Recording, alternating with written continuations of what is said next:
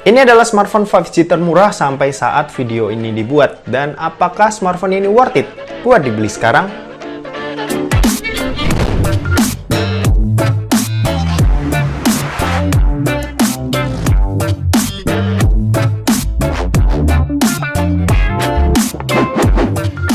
So halo guys, balik lagi sama Kuliah Sore. Oke, sebelum lanjut ke videonya, buat kalian yang doyan dengan konten-konten berbau teknologi atau gadget, kalian bisa pertimbangkan buat subscribe channel ini dan jangan lupa buat aktifin juga lonceng notifikasinya supaya kalian nggak ketinggalan berita-berita terupdate dari Kuliah Sore. Oke, jadi smartphone ini sendiri aku beli seminggu yang lalu ya dari Mi Store Paragon Mall Semarang dengan harga tuh Rp2.999.000 buat varian 6/128 GB-nya. Terus ada juga nih yang varian 4/64 GB yang dibanderol dengan harga Rp2.699.000. Buat desainnya sendiri, smartphone ini memakai material berbahan plastik atau bahasa kerennya itu adalah polikarbonat. Smartphone ini juga punya finishing glossy yang nggak enaknya itu gampang banget buat nyeplak sidik jari. Jadinya aku saranin kalian tetap pakai case berjenis clear kalau kalian tuh tetap mau pamerin bodi bagian belakangnya yang keren ini. Buat desain layar keduanya, ini berwarna hitam yang menyerupai bentuk frame kamera di Samsung Galaxy S21 series yang bentuknya juga belah ketupat kayak gini. Di dalamnya juga ada branding Poco yang tulisannya ini cukup lumayan gede. Sementara buat di sisi bawahnya ini ada logo 5G yang menandakan smartphone ini udah support jaringan 5G. Dan kayaknya si Poco emang banggain itu banget ya. Buat di sisi atas smartphone ini ada lubang jack audio 3,5 mm, lubang mikrofon dan IR blaster. Di sisi kanan ini ada tombol volume dan tombol power yang merangkap sebagai fingerprint scanner. Buat kecepatan bacanya ini sendiri udah tergolong cepat ya, jadinya bisa kita andelin banget. Buat di sisi kiri ini ada SIM tray slot yang sayangnya ini berjenis hybrid. Buat smartphone 1-2 jutaan, kalau SIM tray slotnya hybrid tuh kayaknya sayang banget ya. Karena kebanyakan smartphone harga segini, kapasitas penyimpanannya nggak gede-gede banget, kayak HP-HP flagship yang harganya belasan juta. Cuma ya balik lagi, kalau kalian emang cuma pakai satu SIM aja, mungkin ini bakal fine-fine aja.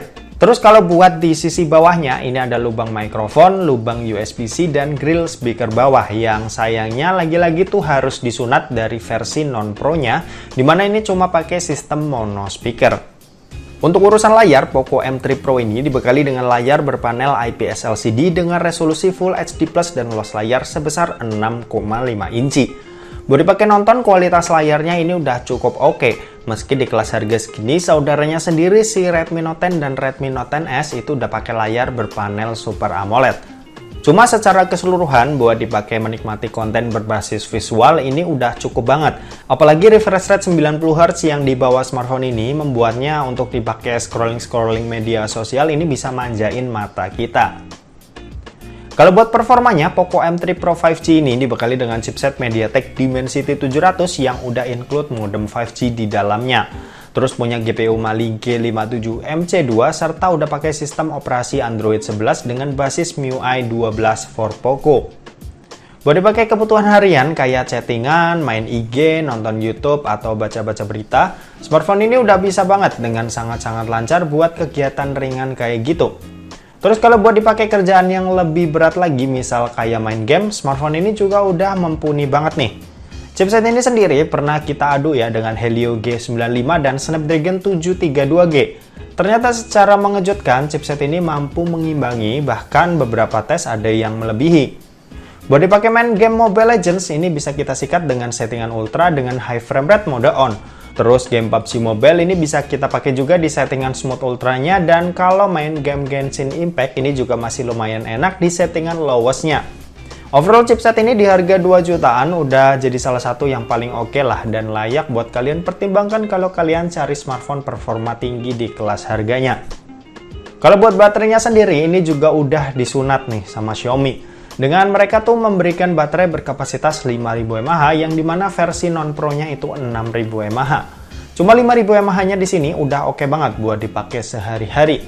Lihat video TikTok selama setengah jam ini berkurang sekitar 8%. Nonton YouTube setengah jam ini berkurang 7%, dan kalau dipakai main game selama 1 jam ini baterainya berkurang sebanyak 15%. Kalau buat pengecasannya sendiri, smartphone ini dibekali dengan kecepatan ngecas 18 watt. Yang buat isi daya smartphone ini sampai 50% tuh butuh waktu sekitar 1 jam, dan kalau sampai penuh itu butuh waktu sekitar 2 jam lebih sedikit.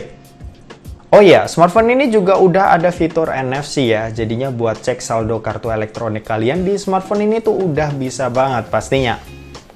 Oke, dan terakhir kita bahas soal kameranya. Jadi smartphone ini dibekali dengan setup triple kamera yang punya resolusi 48 megapiksel pada kamera utama, 2 megapiksel pada kamera makro, dan 2 megapiksel pada kamera depth sensornya. Sementara buat di bagian depannya ini punya kamera beresolusi 8 megapiksel yang posisinya ada di dalam tompel di tengah atas layar gini. Buat hasil gambar yang dijepret pakai Poco M3 Pro ini cenderung ke arah biru dalam beberapa momen. Terus sempat juga ada 1-2 foto yang exposure-nya terlalu berlebih. Cuma buat ketajaman gambar ini udah lumayan oke. Tapi ya balik lagi, buat smartphone di harga segini ada banyak banget pilihan smartphone yang bisa hasilin jepretan lebih baik ketimbang Poco M3 Pro ini.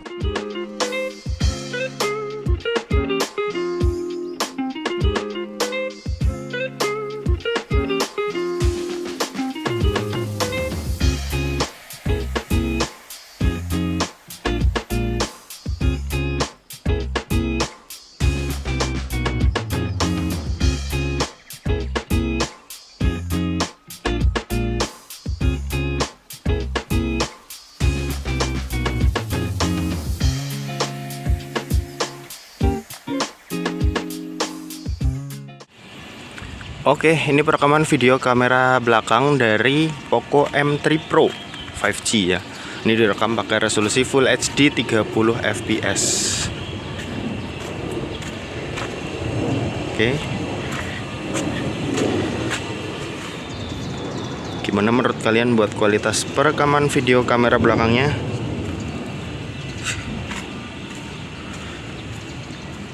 Cukup oke ya. Cukup stabil juga buat smartphone yang harganya tergolong ya bisa dibilang murah sih. Oke, kita pindah ke kamera depannya. Oke, kalau ini perekaman video kamera depan dari Poco M3 Pro 5G, dan ini direkam pakai resolusi Full HD 30 fps. Buat hasilnya kurang lebih seperti ini. Ini tanganku lurus maksimal ya. Kalau biasa ya segini, agak ngezoom jadinya ya kurang enak. Jadi emang kita harus manjangin tangan. Gimana menurut kalian buat hasil perekaman videonya? Coba komen di bawah. Oke, mungkin segitu aja buat video review dari Poco M3 Pro 5G ini. Terima kasih buat yang udah nonton video ini. Jangan lupa buat like, komen, dan share juga ke teman-teman kalian, supaya teman-teman kalian mendapatkan informasi yang bermanfaat dari kuliah sore. Oke, terima kasih yang udah nonton video ini sampai habis, dan sampai jumpa di kuliah selanjutnya. Bye-bye.